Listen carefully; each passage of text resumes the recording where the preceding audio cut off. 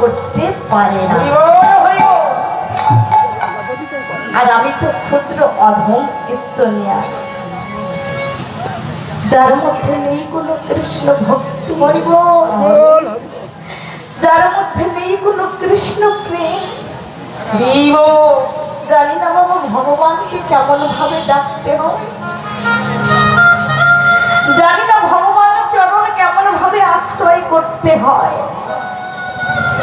বাবা একমাত্র ভগবান চরণ পেতে গেলে ভক্ত চরণ আশ্রয় করতে হবে। আমার ভগবান বলেছে আমার হতে আমার ভক্ত বড়, ভক্ত হতে আমার নাম বড়।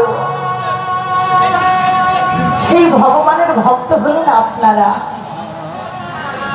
ভক্তের চরণের ধুলি যদি আমি মস্তকে পাই, তবে দুটি কৃষ্ণ কথা, দুটি হরি কথা আমি পরিবেশন করতে পারি। বাবা সেই ভারত কলকাতা থেকে ছুটে এসেছি, কেন জানেন? আপনাদের মতন সাধুগুরু ভক্তমন্ডলী চরণের ধুলি নেওয়ার জন্য,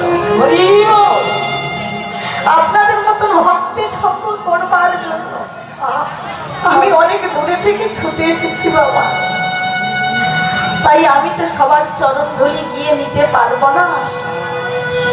যে যেখানে যে অবস্থায় বসে আছেন আমার বাবারা এবং আমার মায়েরা, আপনাদের মতন সাধুগুরু ভক্তমন্ডলীর চরণ ধুলি মস্তকে নিয়ে শুরু করছি দুটি কৃষ্ণ কথা, দুটি হরির কথা।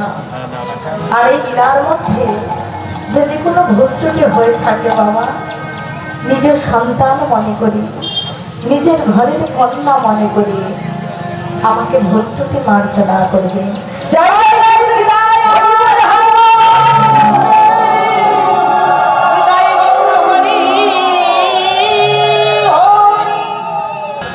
আরে মরো আরে